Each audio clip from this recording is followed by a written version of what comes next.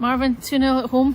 A bit more the result that you're looking for today. Yeah, listen, like you said, that we all know about the home form and where it's been this season. So yeah, it was important to get a win today. And like you said, keeping a clean sheet alongside that is fantastic. So yeah, happy with the win, and then kind of move on. Knew going into the game, the desire and the energy that they have wasn't going to be easy, and they certainly made it tough at times. Yeah, listen, they're a good footballing team. There are a lot of young boys who've been given opportunity because obviously the situation the club finds itself in. And it's one of those things in football, you saw it happen with Hibs when Scott Brown and Stephen Whittaker and the lights came through. They had financial trouble. So these boys are going out and playing without any sort of pressure. And it's fantastic to see what they are doing. Listen, I know that they're relegated, but they come out and they want to perform in every game. They know they're in the shop window whenever they play. So they're playing without any pressure, and we knew they were going to make it hard for a period of time. They have a lot of energy, etc. But we said, wear them down, keep the ball moving. And it's almost like a boxing match. If you keep jabbing someone, they're going to fall over at some point, and we end up getting the first goal and then getting the second one. Sometimes it is about patience, isn't it? Yeah, exactly. Patience is not a thing that's linked to football an awful lot, isn't it, Sandra? But I said to the boys during the week, you have to keep moving the ball. You have to keep tiring them, going from side to side. Sometimes you have to go backwards to pull them out of their shape to then go forward down the other side. So patience was a key thing today. But alongside patience, you needed concentration, because what you didn't want to happen is to be patient on a ball, move them around, and all of a sudden they get a set play and the ball ends up in the back of your net. So those two things had to be paired up today, and the boys did that.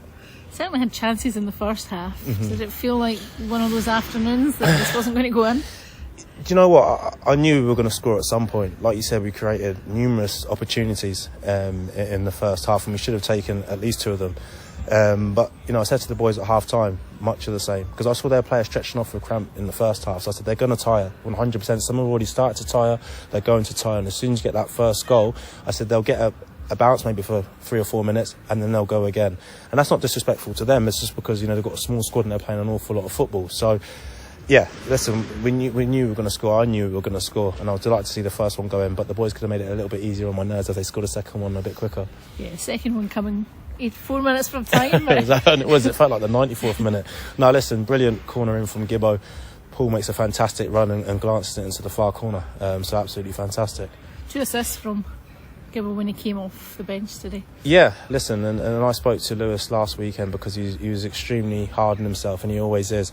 And I said to him, as a young player, you're going to have ups and downs, so don't worry about it. He didn't come on last week and impact the game in the way he wanted to, and he was disappointed in his performance. But I said to him, you're 18 years of age, you'll get to 32, 33, and if you can be consistent every single game, and you'll be playing at the top level. I said, you're a young man, you're still learning your game, you're still growing, you're still within that phase. And I said, you're playing up against some experienced players at times. So I said, next week will be a totally different week for you. And he's gone out there and done that. Like you said, he gets 2 assists today, and he'll be a lot happier, and he'll be smiling in the dressing room now. So I'm delighted for him. Today was just really about getting the result, wasn't it? Yeah, it was about getting the result, but it was about sticking to the game plan as well, to the best of our ability, and they did that. And that's what I said to them. You can't afford to go into this game and think, after 15 minutes we'll just go off script and do what we want to do. So they had to show that side of the game as well. But no, it's all about winning now. That's everything that we need to be doing, and we've done it today. And then, like I said, we move on to next week. A couple of players missing today. Lee Conley, Craig McGuffey, Kyle McClelland. Yeah, Kyle McClelland had a back spasm yesterday in training, so he was unavailable to play today. And I spoke to him this morning, and he was just in too much pain still. Craig McGuffey's had an operation on his shoulder, so I think that will be him for the season. Well, it will be him for the season, and obviously he'll then be undertaking his rehab, I think, starting next week. And Lee Connolly, is a disciplinary issue, something that I can't have at the football club. I dealt with it in the way that it needed to be dealt with. He's now apologised, and he'll be welcomed back into the group on Monday. And I always say it's not just about, you've got a group of young players here, it's not just about on the pitch where you have to teach them, it's also off the pitch. So as I said, the mistake's been made by him. He's been big enough to stand up and apologise for it, and then come Monday be back into the group.